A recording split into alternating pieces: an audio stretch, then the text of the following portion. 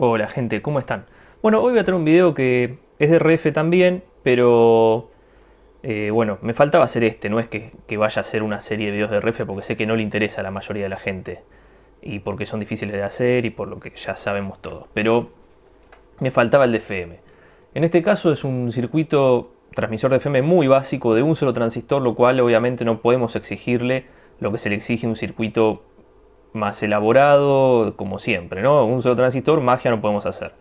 Pero con un transistor vamos a hacer la portadora, vamos a modular y vamos a también amplificar un poquito la señal de micrófono, lo cual esto se podría haber mejorado, por ejemplo, con tres transistores, uno para preamplificar el micrófono, otro para generar la modulación y la portadora y otro de amplificación de salida. Pero con esto que está acá funciona y tiene más distancia que el de AM por un tema muy sencillo que la AM estamos trabajando en menos de 1 MHz y necesitamos una antena enormemente larga para que sea eficiente el sistema de RF y no tenemos una antena lo suficientemente larga para que sea para que sea eficiente el RF en AM. Entonces, en este circuito, aunque tenga 100 veces menos potencia que el otro, al tratarse de una frecuencia mucho mayor, yo puedo hacer una antena que sea múltiplo de la longitud de onda y no estar usando un cable muy largo ni nada, y bueno, con eso voy a obtener un poco más de rendimiento. Solo por eso, no por otra cosa. Porque el otro tiene mucha más potencia y si se pusiese una antena bien del tamaño que va, bien calculada, con una línea de transmisión bien hecha, la potencia sería mucho mayor, el alcance sería mucho mayor. Pero bueno, para este uso está bastante bien. Así que lo que yo hice fue un circuito con un solo transistor para que sea básico, no tiene mucho. Yo en el video anterior les dije que la placa tipo Manhattan era mejor que esta incluso porque tenemos un plano de tierra y arriba le ponemos el nodo de conexión con pedacitos de plaqueta. Entonces es todo GND con un nodo de conexión. Acá tenemos, como se puede ver, muchos agujeritos que están todos con los pads de cobre, o en este caso están, no sé, tienen un baño de níquel o de estaño, no sé qué carajo tiene esto. Pero bueno, es una placa que vino de China. A mí no me gusta mucho, la verdad, porque hacer true hole, es decir, al conectar el agujero de arriba con el de abajo, cuando uno le pone una patita de un componente muy finita y lo llena de estaño, el estaño tal vez gotea hacia el otro lado y no me gusta. Me gusta más la plaqueta típica marrón con el cobre de un solo lado, que no sea true hole. Pero bueno, eso depende de cada uno. El tema que yo le decía es que acá, al tener tantos true hole juntos, son como pequeños capacitores por la aislación que tiene entre un true hole y otro. Y esos pequeños capacitores joden. Pero en este caso son 100 MHz, no es una frecuencia muy alta, lo cual tampoco es tan crítico, tampoco estamos manejando potencia. Así que bueno, eso para tenerlo en cuenta. Este video está auspiciado por la empresa LCSC, componentes a muy bajo costo y envíos a todo el mundo. Bueno, el circuito que estamos utilizando lo voy a ir dibujando acá. Tenemos primero a la izquierda, obviamente, lo que es el micrófono con su resistencia de polarización, un capacitor de desacople, y después inmediatamente tenemos un transistor con una resistencia de emisor, con el circuito tanque de colector. Tenemos una resistencia de polarización de base con un capacitor de filtrado. Todo esto funciona con 5 volt. Como siempre trato de hacer 5 volt para que sea fácil. Y acá tenemos un capacitor de realimentación. De este punto sale la antena. Yo acá le puse, perdón, esto lo voy a sacar. Yo acá le puse un capacitor para la antena, desacople la antena. Por un tema de que si ustedes la tocan con el dedo va a joder un poco menos. Y lo que yo hice acá es lo siguiente. Bueno, yo le voy a poner 10K para la resistencia del electret, 100 nano de desacople, 10 nano de filtro de la base, 10K de resistencia de base, 220 ohms en la de emisor, acá 2,2 pico de realimentación, 5 picofaradios en el tanque, 5 vueltas en la bobina y le puse 220 pico al capacitor de la antena, pero ese puede ser variable, no hace falta que sea 220 pico. El transistor es un 2N3904, que puede ser un BC548, un BC547, un 2N2222, el que ustedes quieran. Bueno, la bobina son 5 espiras. Si la vemos así, son 5 espiras que tienen 6 milímetros por 6 milímetros. Le hice así como para que sea fácil, y 5 espiras, lo cual esto, si ustedes sacan la fórmula, les va a dar unos 100 nanohenry, si mal no recuerdo, o 100 o 200, no me acuerdo. Ahora no me importa mucho, después lo vamos a ver más adelante tal vez. Pero eso es lo que nos da. Bueno, lo que podemos hacer primero es calcular la polarización de este circuito. Para calcular la polarización de este circuito, obviamente en continua vamos a dejar la bobina como un cable y los capacitores como circuito abierto. Así que lo que nos va a quedar acá en continua es algo como esto. Un circuito de colector común, ¿no? Esto es lo que nos va a quedar. Donde tenemos 10K y tenemos 220 ohms. Eso es lo que nos queda. Ahora, si yo acá, según datasheet de los 3904, para una corriente de colector de 10 mA nos va a dar más o menos una ganancia de 100 veces. Esto es datasheet, o sea, esto es muy variante. Según también varía si pongo un transistor o pongo otro, aunque sean iguales me va a variar también. Así que eso es para tener en cuenta. Pero yo voy a tomar 100 para tener una idea, es una polarización, es muy sencillo. Así que lo primero que voy a hacer es calcular la corriente que pasa por acá, por el emisor. Y eso es muy fácil, la verdad. Esto es lo que viene a ser, obviamente, las tensiones, BCC menos BBE, que son las que entran en juego, sobre lo que va a ser la resistencia de emisor, la resistencia de base, sí, la resistencia de emisor también, sobre la ganancia, y esto que está acá va a ser más la de emisor. Esto entra en juego la ganancia porque estoy usando la de base y una amplificación ahí. Si yo cambio todos estos valores, me va a dar algo así. Bueno, obviamente 5 volt, 0,7, 10K, 100 y 220. Si yo cambio todos estos valores me va a dar algo así como unos 13,5 mA. Después de tener la corriente de emisor, puedo sacar la tensión en la resistencia de emisor, ¿no? Porque ya tengo la corriente, por ley de Ohm, puedo sacar la tensión en RE, va a ser la corriente en la resistencia del emisor por la resistencia de emisor. Esto por ley de Ohm, no hay mucha vuelta acá. Así que esto que está acá me va a dar unos 2,95 volt. Y después, por último, puedo sacar la tensión en base, si me interesaría sacarla. La tensión en base es la tensión en emisor más la tensión base emisor, que esto es 2,95 más 0,7, que da 3,65 volt. Con eso yo más o menos tengo una polarización del circuito, perdón, ahí está. Y puedo ver más o menos cómo se comportaría esto, cuánto consumo va a tener, etc. Yo calculé unos 13,5 mA y lo que tomé ganancia de 100 para 10 mA, más o menos por ahí. Así que ese es el circuito que estamos viendo básicamente por ahora. Bueno, volviendo al circuito original, voy a borrar esto. Volviendo al circuito original, borro porque parece que va a necesitar un pizarrón más grande. Cuando se vaya todo esto de la cuarentena, parece que voy a adquirir un pizarrón más grande porque ya me estoy quedando... Bueno, acá viene el tema de problema, o el tema que mucha gente se hace problemas por esto. Y es que si ustedes notan algo acá, este circuito es muy parecido al que hicimos de AM. En el de AM teníamos un Colpitts, acá teníamos dos capacitores, ¿no? Teníamos otro acá, y la realimentación la sacábamos de este punto hacia el emisor, lo cual nos da una pauta. Tenemos un circuito de base común donde la señal entra por el colector y sale por el emisor. Acá está pasando algo parecido, estamos realimentando entre la entrada y la salida con este capacitor de 2,2 pico. Este capacitor es muy importante, que sea entre 2,2 y 4,7 picofaradios como mucho. Si no, no va a haber realimentación y el circuito no oscila. Entonces, lo digo para que no vengan después y no me anda la radio. Bueno, este capacitor es crítico. Obviamente, el LC, el tanque, también es crítico, porque este LC es el que le va a dar la frecuencia a la sintonía. O sea, yo tengo que hacer que este tanque que esté acá esté en resonancia, por ejemplo, para 100 MHz. Entonces, tengo que buscar valores de L y de C para que se hacen 100 MHz. Y con esta resistencia de 220 le voy a dar la potencia. Si le pongo 100 ohm va a ser más potencia, si le pongo 470 va a ser menos potencia. Eso depende, que quieran ustedes. Después el resto no cambia mucho, pero imaginen que tenemos esto, circuito base común, y acá viene el tema. En el circuito anterior de AM hicimos algo similar. Tenemos un Colpitts y acá le metimos una señal y modulábamos. Y ustedes veían en el osciloscopio que modulaba. Bueno, el tema es así. Hay dos ramas para analizar este circuito. La primera es la de la capacidad parásita entre colector base y entre base emisor. La capacidad que tenemos acá y la que tenemos acá, que se hace en evidencia en mayor frecuencia. Obviamente también hay una acá, ¿no? Se hace en evidencia cuando aumentamos la frecuencia. Esta capacidad, según datasheet, la podemos obtener. Porque el datasheet nos dice, con una curvita que es así, más o menos, nos dice que tenemos entre un picofaradio, esto lo leí antes de hacer el video porque quería ver el datasheet, ¿no? Porque si no, quiero ver valores reales, ¿no? Para no joder, digamos, de alguna manera.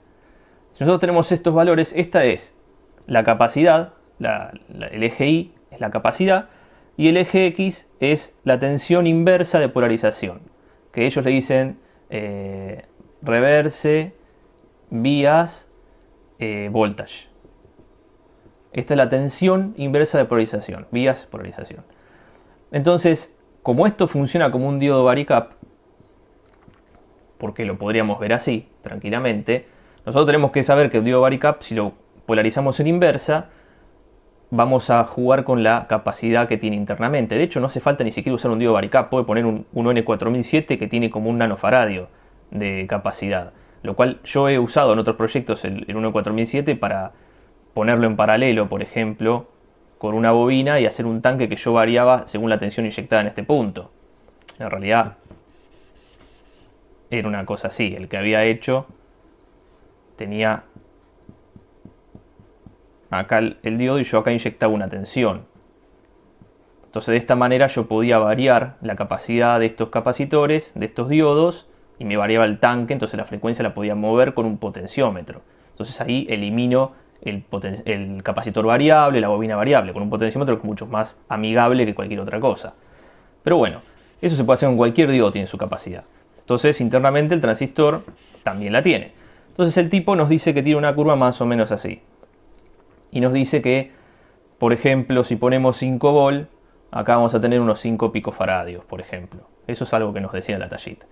Con esta curva y con esto que les estoy diciendo, técnicamente, si yo modifico una tensión inversa, voy a tener automáticamente una variación de capacidad, lo cual esa variación de capacidad va a influir en la realimentación y automáticamente va a influir en la frecuencia del tanque. ¿Cuánto? Bueno, un pequeño porcentaje va a influir, no mucho, pero va a generar una influencia.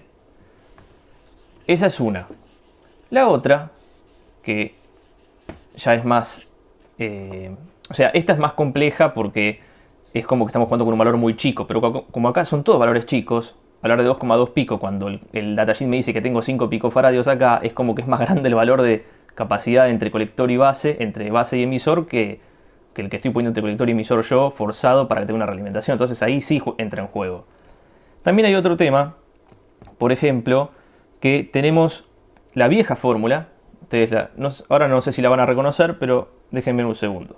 Tenemos la fórmula de frecuencia, que es 1 sobre 2pi, y todo esto lo multiplicamos por lo que viene a ser 1 sobre LC menos RS al cuadrado sobre L al cuadrado. Y si no saben qué es esta fórmula, está bien, porque no es algo que se enseña muy fácilmente, o que lo dan los profesores ni nada, pero esta fórmula es para sacar lo que viene a ser la frecuencia de resonancia en el tanque. Y este RS que tengo acá tiene que ver con la resistencia equivalente que obtiene el circuito tanque al someterlo en frecuencia. Ustedes recuerdan que si calculan, por ejemplo, la reactancia inductiva, XL es omega L, le va a dar un valor en ohm. Lo mismo la reactancia capacitiva, 1 sobre omega C. Estos valores, aparte de los valores de impedancia, tienen una resistencia característica, es como si fuese la resistencia interna de un capacitor o algo así. Supongamos, no quiero entrar mucho en detalle porque no me interesa ahora, pero es una cosa así. ¿Qué sucede? Usualmente la gente se caga en esto y dice, si la RS es muy chica, por ejemplo, yo tengo, qué sé yo, supongamos que el circuito equivalente es este, una RS acá, si es muy chica, yo no la tomo en cuenta. Si el numerador es muy chico, todo este término no lo tomo en cuenta. Entonces, ¿cómo queda la ecuación? Queda F igual a 1 sobre 2pi por la raíz de 1 sobre LC. Y si distribuimos la raíz y demás, ¿qué queda con esto? 1 sobre 2pi por la raíz de LC. Y esta es la fórmula que en toda la vida todo el mundo conoce para calcular el circuito tanque. Es la fórmula que usan todos, o sea, 1 sobre 2pi por la raíz de LC. Lo que pasa es que no le dan bola a esta resistencia. ¿Y qué es lo que me marca esta resistencia? Porque ahí viene la joda de todo esto. Bueno, lo que me marca esta resistencia es que si yo modifico de alguna manera la corriente de colector, si yo tengo una resistencia ahí, modifico la corriente de colector porque modifico la base, la polarización en la base, automáticamente me modifica la frecuencia. Porque en este caso no pasa nada. Si yo le pongo 10 mA al colector o al emisor, a la corriente que pasa por acá le pongo 10 mA, le pongo 50, en esta fórmula no dice nada. Pero si yo uso esta fórmula sí dice algo, porque tengo una resistencia en el medio y demás. Entonces, al modificar la resistencia de emisor, la corriente de emisor, por ejemplo, o la de colector, lo que va a pasar es que vamos a tener una variación en la frecuencia. Y esa variación en la frecuencia es lo que nos va a hacer un desplazamiento de frecuencia en la modulación. Entonces de acá podemos obtener una frecuencia modulada a partir de la modificación de la polarización de base del transistor. Yo sé que suena medio raro, pero esto existe y está en los libros. Así que al que vea esto y diga nunca me lo explicaron así, bueno, esto existe. Se los presento, es así. Así que de ahí sale la fórmula típica de toda la vida de 1 sobre 2pi raíz de LC. Que bueno, se cagan en la resistencia y lo toman así. Entonces, ahora viene otro tema. ¿Cómo está modulando esto? ¿Estoy modulando en frecuencia o estoy modulando en fase? ¿En frecuencia modulada o en fase modulada? Y bueno, lo que sucede básicamente es que posiblemente el circuito esté modulando el fase, porque yo adelanto y atraso un poquito según cómo modifico esta polarización, que es la que me la modifica la señal de audio que sale del micrófono, que se acopla, se monta sobre la continua polarizada de la base. Entonces, ustedes están diciendo, bueno, pero si me estás modulando en fase, entonces no es modulación en frecuencia. Sí, pero lo que pasa es que la mayoría, por no decir todos, o la gran mayoría de los demoduladores de radio, no discriminan entre modulación en fase o en frecuencia. De hecho, porque muchas de las modulaciones antiguas eran en fase, no en frecuencia. Entonces, hay un tema acá que ya tiene que ver con el detector. Y si generamos también una amplitud modulada, porque también tenemos una componente de amplitud modulada, que va a pasar, pero bueno, en la radio receptora que ustedes van a usar, no nos importa la amplitud, no la toman en cuenta cuando la ponen en FM. Entonces, la descarta. Pero esta parte de acá puede generar alguna confusión, que la radio de todas maneras la decodifica como frecuencia modulada y sale derecho por ahí. Eso no sería ningún problema. Otro problema que podemos llegar a tener en este circuito, en cualquier circuito de FM, no en este, en cualquiera, hasta el más complejo que hagamos, es el tema de la respuesta en frecuencia del audio.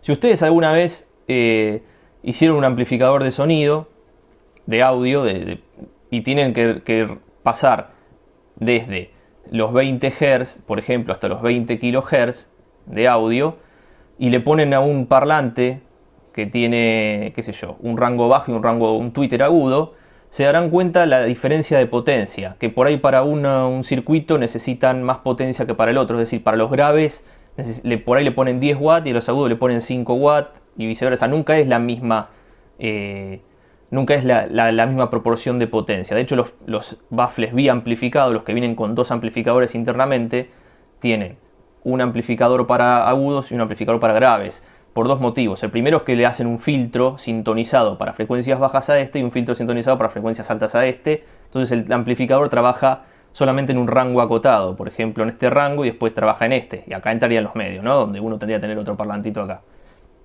pero con otro amplificador, o otro filtro. Esto es lo que se conoce como crossover en audio, cuando ustedes tienen una plaquetita donde entran con audio y salen con tres cables, los agudos, los medios y los graves, ¿no? O como Mercedes-Benz AMG, bueno, no importa. Acá entran con el audio y acá salen con los parlantes. Esto tiene bobinas y capacitores o resistencias con atenuadores, con filtros pasa abajo, pasa alto, todo para que pase esto. Bueno, hay una realidad en lo que es radio, en cualquier cosa en realidad, no que es audio también, que cuando ustedes inyectan una señal de audio, por ejemplo, y la frecuencia de audio es más alta, es decir, no sé, habla una persona con voz más aguda, lo que pasa es que se atenúa. O sea, es como si fuese una cosa así, el audio, ¿no? Que hay una frecuencia, esto es una amplitud, no sé, dB. Entonces, yo hablo con voz grave y por ahí tengo esta amplitud, y a medida que voy hablando con voz más aguda o hablo otra persona con voz aguda, baja la amplitud. Y esto que está acá me perjudica a lo que es la modulación en frecuencia, porque yo estoy modulando, o sea, me modifica la modulación. Yo qué quisiera tener toda la información plana para que la modulación sea perfecta y no tenga diferencias y no me corra de frecuencia cuando hablo con una voz más aguda o una más grave. En AM no pasa nada porque el ancho de banda es muy poco y no nos importa, pero en FM mandamos audio, mandamos música por FM. Entonces, esto que está acá se soluciona con un filtro de preénfasis. Preénfasis. El filtro de preénfasis básicamente es esto. Es un filtro que hace así. O sea, esto es frecuencia. A medida que aumenta la frecuencia, yo lo que hago es aumentar la ganancia de esa frecuencia. ¿Para qué? Porque como antes, normalmente a frecuencias altas baja la amplitud, a frecuencias altas baja la amplitud, está bien lo que dije, yo lo que quiero es que esto se eleve un poquito, por eso le pongo un realce a frecuencias altas. Esto es preénfasis. Y esto lo van a ver siempre en cualquier transmisor de FM. Ustedes inyectan acá, pasan por un filtro de preénfasis y después inyectan al circuito modulador. Eso que está acá. Ahora, obviamente, si yo realzo los agudos, en el receptor tengo que tener un filtro de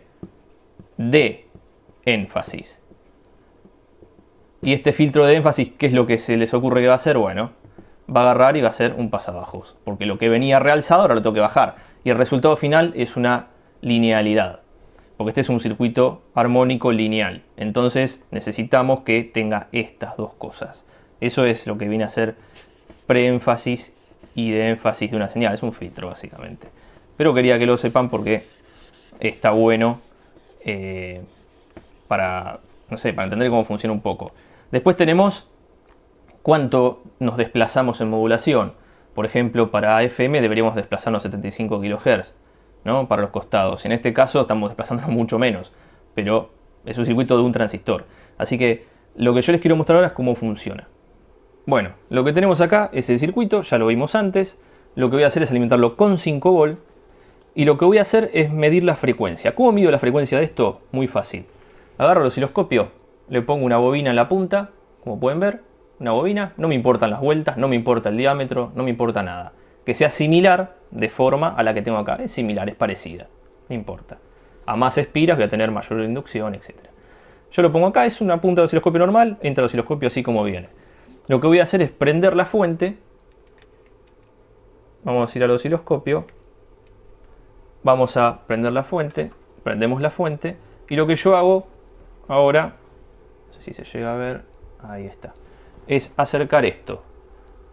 Y voilà, ahí tenemos acoplamiento inductivo de las bobinas. Y no sé si lo van a llegar a ver, pero dice que está entre 96 y 98 MHz, con todos mis dedos tocando abajo de esto, que no debería existir, ¿no? Obviamente, porque si no la estoy cagando. Si lo hago de vuelta me dice que está en 100 MHz. Ya se dan cuenta la inestabilidad que tiene cuando metemos los dedos. Pero al no tener un amplificador ni nada, yo no puedo asegurar que el circuito esté más sólido. Bueno, eso es lo que quería que sepa. ¿Cómo pueden medir esto con un osciloscopio? Básicamente esa es la manera. Ahora, la forma de ver esto, yo dije que está más o menos en 100 MHz. La forma de ver esto es, o agarran una radio digital, o agarran la radio del celular, que también es digital, o agarran una radio analógica, como esta, con un dial analógico. A mí me gusta más la radio analógica porque primero no vamos a estar 5 horas haciendo así con el dedo, subiendo de botón y demás, lo mismo que en el celular. Y segundo, que yo con una radio analógica puedo pararme en el medio, porque es banda corrida esto. O sea, yo tengo una banda corrida, me muevo por todo el dial tranquilamente. Con una radio digital tal vez se maneja por canales, no por banda corrida. Entonces yo tal vez no me puedo parar en 100.22 MHz. Me tengo que parar en 100.5 o en 100.2. No sé si se entiende. Perdón, 100.3, en 100.1. No me puedo parar en 100.224. Y en esta sí, obviamente, con un ajuste grueso que tiene esto, mucha magia tampoco puedo hacer. Pero es algo que está bueno que sepan. Al tener un micrófono, lo que puede llegar a pasar también... Voy a abrir un poco el zoom.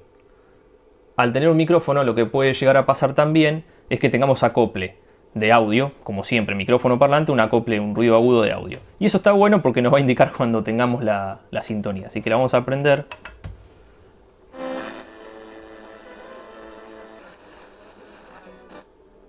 Ahí está.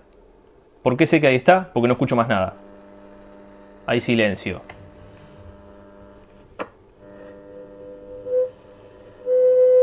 Ahí tengo acople, aparte. Pero aparte yo me la llevo más lejos. Mucho más lejos que la otra radio. Bueno, si meto la mano obviamente. ¿Qué pasaba recién? Perdón. ¿Qué pasaba recién? Yo lo tocaba con la mano para mostrar en el osciloscopio y se corría de frecuencia. Obviamente eso va a seguir pasando. Lo cual tratemos de tocar lo menos posible todo. Bueno, ahí está. Lo que hice recién fue agarrar y poner la radio de vuelta porque obviamente estoy tocando esto con la mano y me está generando diferencias de frecuencia, que es lo que no quiero. Pero ahí se está escuchando, puse el micrófono al lado de la radio, se está escuchando bastante bien. Tengamos en cuenta que esto no está preamplificado con un transistor extra, no está amplificado el RF con otro transistor y estamos haciendo todo con uno solo. Bueno, espero que te haya gustado el video, espero que te sirva para algo, que puedas replicarlo para hacer algún circuito o analizar algo, así que si te gustó el video no te olvides de darle like, suscribirte al canal y nos vemos en el próximo video. Chao.